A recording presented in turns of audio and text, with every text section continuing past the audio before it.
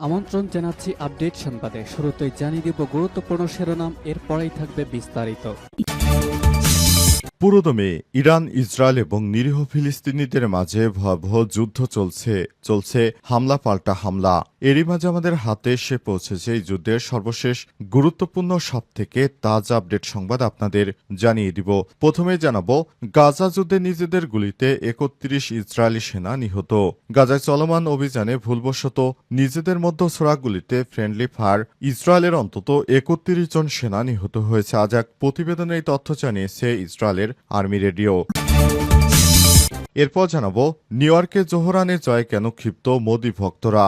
আগামী নভেম্বরে যুক্তরাষ্ট্রের নিউ ইয়র্কের শহরে অনুষ্ঠিত হতে যাওয়া মেয়র নির্বাচনে জয়ী হতে পারেন জোহরান মামদানি। যদি তিনি নির্বাচিত হন তাহলে তিনি হবেন প্রথম কোনো দক্ষিণ এশীয় মেয়র। পাশাপাশি তার আরও দুটি পরিচয় যুক্ত হবে। তিনি হবেন প্রথম মুসলিম মেয়র এবং ভারতীয় বংশোদ্ভূত। এদিকে যুক্তরাষ্ট্রে নেহাল মোদি গ্রেপ্তার নেপথ্যে $2 বিলিয়ন কেলেঙ্কারি। পলাতক ব্যবসায়ী নীরব মোদির ছোট ভাই নেহাল দীপক মোদিকে ভারতীয় কর্তৃপক্ষের অনুরোধের ভিত্তিতে গ্রেপ্তার করেছে যুক্তরাষ্ট্র। তার বিরুদ্ধে প্রায় 13,500 কোটি রুপি বা $2 বিলিয়ন কেলেঙ্কারিতে যুক্ত থাকার অভিযোগ রয়েছে। এদিকে উড্ডয়নের আগেই আগুনের সতর্কবার্তা বিমান থেকে লাফিয়ে পড়ল যাত্রীরা। উড্ডয়নের প্রস্তুতিকালে আগুনের সতর্কবার্তা জারি করার পরই বিমান থেকে লাফিয়ে পড়ে 18 জন যাত্রী আহত হয়েছে। স্পেনের পালমা ডি মালোরকা বিমানবন্দরে রায়ানএয়ার বোয়িং 737 বিমানে এই ঘটনা ঘটে। বিমানটি ম্যানচেস্টারের উদ্দেশ্যে যাওয়ার প্রস্তুতি নিচ্ছিল, খবর এনডিটিভির। এবং সর্বশেষ জানাবো, গুম কমিশনের দ্বিতীয় প্রতিবেদন ওড়না কেড়ে নিয়ে হাত বেঁধে ঝুলে রাখত আর বলতো এখন পর্দা ছুটে গেছে।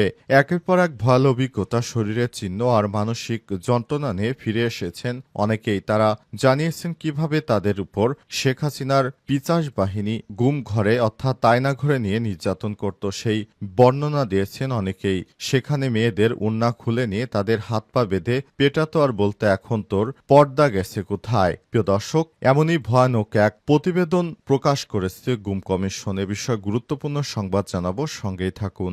এতক্ষণ শুনছিলেন সংবাদ শিরোনাম, এবারে বিস্তারিত। তবে তার আগে বন্ধুরা, অনুরোধ থাকবে এই সংবাদটিতে একটি লাইক দিন।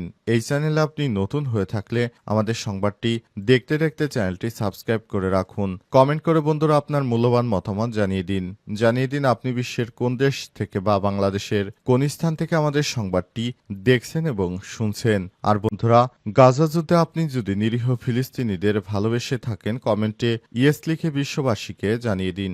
সংবাদটি আপনার সোশ্যাল মিডিয়া ফেসবুকে শেয়ার করে বন্ধুদেরও দেখার সুযোগ করে দিন। এবারে বিস্তারিত। গাজা যুদ্ধে নিজেদের গুলিতে ৩১ জন ইসরায়েলি সেনা নিহত। গাজা চলমান অভিযানে ভুলবশত নিজেদের ছোড়া গুলিতে ফ্রেন্ডলি ফায়ার ইসরায়েলের অন্তত ৩১ জন সেনা নিহত হয়েছে। আজ এক প্রতিবেদনে এই তথ্য জানিয়েছে ইসরায়েলি আর্মি রেডিও। প্রতিবেদনে বলা হয়েছে 2023 সালের 7 অক্টোবর গাজায় স্থল অভিযান শুরুর পর থেকে পর্যন্ত ইসরায়েলি 440 জন সেনা নিহত হয়েছে। তাদের মধ্যে 72 জন অভিযান পরিচালনা সংক্রান্ত দুর্ঘটনায় নিহত হয়েছেন, যা মোট মৃত্যুর 16%। এছাড়াও সেনাদের মধ্যে নিজেদের ভুলবশত ছোড়াগুলিতে প্রাণ যায় 31 জন ইসরায়েলি সেনার। পাশাপাশি 23 জন গোলাবারুদ সংশ্লিষ্ট দুর্ঘটনায় 7 জন সাজোয়াজানের চাকায় পিষ্ট হয়ে এবং 6 জন অজ্ঞাত গুলিবর্ষণের ঘটনায় নিহত হয়েছে। প্রতিবেদনে বলা হয়েছে, যুক্তরাষ্ট্রের উদ্যোগে এবং কাতার ও মিশরের মধ্যস্থতা এই বছরের জানুয়ারিতে গাজা একটি যুদ্ধবিরতি প্রতিষ্ঠা হয়েছিল, যা মার্চের শেষ ভাগে ভেঙে পড়ে। এরপর গত 18 মার্চ ইসরায়েল গাজায় সামরিক অভিযান পুনরায় শুরু করার পর এখন পর্যন্ত সেখানে 32 ইসরায়েলি সেনা নিহত হয়েছে। এর মধ্যে শুধু 2 জন নিহত হন অভিযান পরিচালনা সংশ্লিষ্ট দুর্ঘটনায়। ইসরায়েল আরও 5 সেনা কর্মক্ষেত্রে দুর্ঘটনায় নিহত হয়েছেন বলে উল্লেখ করা হয়। এতে এরই মধ্যে উঁচু জায়গা থেকে পড়ে যায় এবং প্রকৌশল সরঞ্জাম ব্যবহারে অসাবধানতার কারণ রয়েছে। এই ধরনের একটি ঘটনা গত বৃহস্পতিবার রাতে ঘটেছে। ইসরায়েলের সামরিক বাহিনীর দেওয়া তথ্য তথ্য অনুযায়ী 2023 সালের 7 অক্টোবর গাজা যুদ্ধ শুরু হওয়ার পরেই সংঘাতে এখন পর্যন্ত 882 ইসরায়েলি সেনা নিহত হয়েছে। স্থল অভিযানে নিহত হয়েছে 440 সেনা সহ আরও 6032 সেনা আহত হয়েছে। আন্তর্জাতিক অঙ্গন থেকে বারবার যুদ্ধবিরতির আহ্বান সত্ত্বেও ইসরায়েল গাজায় তাদের গণহত্যা অব্যাহত রেখেছে। গাজার কর্তৃপক্ষের তথ্য মতে এ পর্যন্ত এই যুদ্ধে 57,000-এর বেশি ফিলিস্তিনি নিহত হয়েছে, যাদের অধিকাংশই নারী এবং শিশু। নিউ ইয়র্কে জোহরানে জয়ে ক্ষিপ্ত নরেন্দ্র মোদীর ভক্তরা। আগামী নভেম্বরে যুক্তরাষ্ট্রের নিউ ইয়র্ক শহরে অনুষ্ঠিত হতে যাওয়া মেয়র নির্বাচনে জয়ী হতে পারেন জোহরান মামদানি। যদি তিনি নির্বাচিত হন তাহলে তিনি প্রথম কোনো দক্ষিণ এশীয় মেয়র। পাশাপাশি তার আরও দুটি পরিচয় যুক্ত হবে। তিনি হবেন প্রথম মুসলিম মেয়র এবং ভারতীয় বংশোদ্ভূত। জোহরানের এই পরিচয় একদিকে যেমন তাকে তুমুল আলোচিত ব্যক্তিত্বে পরিণত করেছে, তেমনি ভারত প্রবাসী ভারতীয়দের মধ্যে তীব্র সতর্ক ও বিরূপ প্রতিক্রিয়ার জন্ম দিয়েছে। গত 24শে জুন ডেমোক্র্যাট পার্টির মেয়র প্রার্থী নির্বাচনে প্রাইমারিতে বড় ব্যবধানে জয় পাওয়ার পর মামদানির বিরুদ্ধে যে সব বিদ্বেষমূলক মন্তব্য আসছে তার একটি অংশ আসছে দক্ষিণপন্থী হিন্দুত্ববাদী মহল থেকে। বিশেষজ্ঞদের মতে এসব আক্রমণে ভারতের প্রধানমন্ত্রী নরেন্দ্র মোদীর সমর্থক এবং তার মানবাধিকার লঙ্ঘনের সমালোচকদের মধ্য থেকে বেশি আসছে। 33 বছর বয়সে এই রাজনীতিবিদ মুসলিম হওয়ার সবচেয়ে বেশি আক্রমণের শিকার হচ্ছেন। অনেকেই তাকে জিহাদি ও ইসলামপন্থী আখ্যা দিয়েছেন, আবার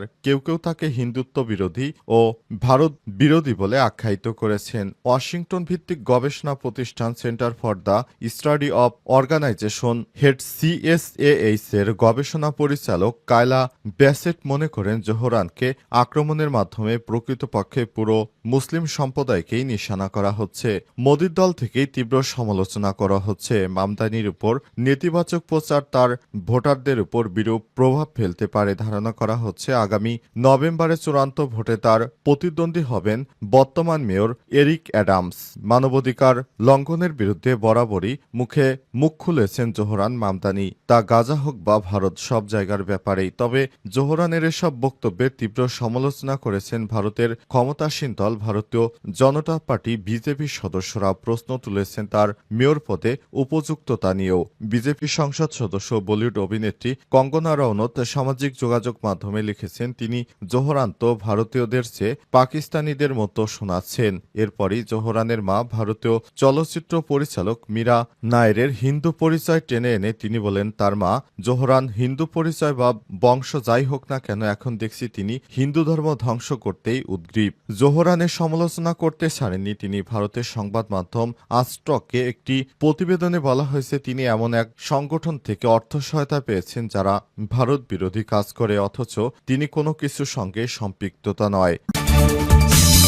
যুক্তরাষ্ট্রের নেহাল মোদী গ্রেপ্তার, নেপথ্যে $2 বিলিয়ন কেলেঙ্কারি। পলাতক ব্যবসায়ী নীরব মোদীর ছোট ভাই নেহাল দীপক মোদীকে ভারতীয় কর্তৃপক্ষের অনুরোধের ভিত্তিতে গ্রেপ্তার করেছে যুক্তরাষ্ট্র। তার বিরুদ্ধে প্রায় 13,500 কোটি রুপি বা $2 বিলিয়ন কেলেঙ্কারিতে যুক্ত থাকার অভিযোগ রয়েছে। আজ ভারতীয় সংবাদ মাধ্যম এনডিটিভির খবরে বলা হয়েছে, ভারতের কেন্দ্রীয় তদন্ত ব্যুরো সিবিআই এবং এনফোর্সমেন্ট ডিরেক্টরেট ইডির অনুরোধে ইন্টারপোলের জারি করা রেড কর্নার নোটিশের ভিত্তিতে 4 জুলাই যুক্তরাষ্ট্রে গ্রেপ্তার করা হয় নেহাল মোদীকে। এই গ্রেপ্তারের ফলে পাঞ্জাব ন্যাশনাল ব্যাংক বা পিএনবি কেলেঙ্কারি মামলার তদন্তে নতুন গতি আসবে বলে ধারণা করা হচ্ছে। নেহালকে গ্রেপ্তারের আগে দীর্ঘ আইনি ও কূটনৈতিক প্রক্রিয়ার মধ্যে যেতে হয়েছে ভারতকে। অভিযুক্ত নেহাল ভারতের জারি করা রেড কর্নার নোটিশকে চ্যালেঞ্জও করেছিলেন, কিন্তু তা বাতিল হলে শেষ পর্যন্ত তার গ্রেপ্তার এড়ানো যায়নি। নেহাল মোদীর বিরুদ্ধে অভিযোগ তিনি পাঞ্জাব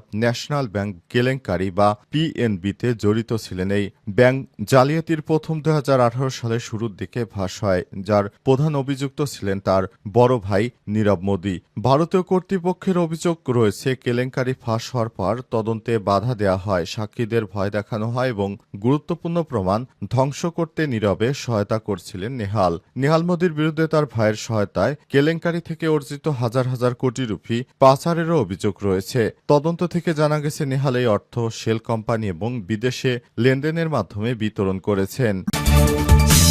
গুম কমিশনের দ্বিতীয় প্রতিবেদন ওড়না কেড়ে নিয়ে হাত বেঁধে ঝুলিয়ে রাখত আর মেয়েদের বলতো এখন পর্দা ছুটে গেছে এই বলে নির্যাতন করত শেখ হাসিনার গুন্ডা বাহিনী। একের পর এক ভয়াল অভিজ্ঞতা, শরীরের চিহ্ন আর মানসিক যন্ত্রণা নিয়ে ফিরে এসেছে শত শত মানুষ। কেউ কেউ ফিরে আসেনি, হারিয়ে গেছেন চিরতরে। আইন শৃঙ্খলা রক্ষাকারী বাহিনী এবং গোয়েন্দা সংস্থার বিরুদ্ধে এমন গুম, অপহরণ ও ভয়ঙ্কর নির্যাতনের বিস্তৃত অভিযোগ এখন আর শুধু পরিবার পরিজনের কান্নায় আটকে নেই। উঠে এসেছে গুম সংক্রান্ত তদন্ত কমিশনের চূড়ান্ত নথিতে। ওই প্রতিবেদনে উঠে এসেছে 253 জন গুম হওয়া ব্যক্তির অভিজ্ঞতা, যারা কেউ 39 দিন, কেউ 391 দিন ধরে বন্দী ছিলেন। গোপন টর্চার ছেলে, কোথাও মানুষ ঝুলিয়ে রাখা হতো, কোথাও দেয়া হতো বৈদ্যুতিক শক, আর নারীদের উপর চালানো হতো এমন নির্যাতন যা ভাষায় প্রকাশ করা কঠিন। এই প্রতিবেদনে যেমন আছে দেহের উপর চরম নিষ্ঠুরতা, তেমনি আছে মনের উপর দীর্ঘমেয়াদী নিপীড়ন। আছে নিখোঁজ থাকা পরিবারগুলোর অর্থনৈতিক ও সামাজিক ধ্বংসযাত্রার করুণ কাহিনী। ভুক্তভোগীদের বর্ণনায় গোপন বন্দিশালার ভয়াবহ নির্যাতনের কথা চ্যানেল 24-এর পাঠকদের জন্য তুলে ধরা হলো। গ্রিলের সঙ্গে হাত করা পরিয়ে দাঁড় করিয়ে রাখত যাতে বসতে না পারি, পা ফুলে যেত, হাত রক্তাক্ত হতো, টেবিলের উপর হাত রেখে আঙুল প্লাস দিয়ে চেপে ধরত, কয়েকজন সুচ ঢুকাতো। এভাবেই নির্যাতনের বর্ণনা দিলেন 2017 সালে অপহরণকৃত হাবিব। মাত্র 27 বছর বয়সে 113 দিন গুম হয়েছিলেন তিনি। শুধু হাবিব নয়, এমন শত শত ভয়াবহ বর্ণনায় ভরে উঠেছে গুম সংক্রান্ত তদন্ত কমিশনের দ্বিতীয় অন্তর্বর্তীকালীন প্রতিবেদন। এই রিপোর্টে উঠে এসেছে আইন শৃঙ্খলা রক্ষাকারী বাহিনী এবং গোয়েন্দা সংস্থার হাতে আটক গুম হওয়া ব্যক্তিদের উপর চালানো অমানবিক শারীরিক ও মানসিক নির্যাতনের চিত্র।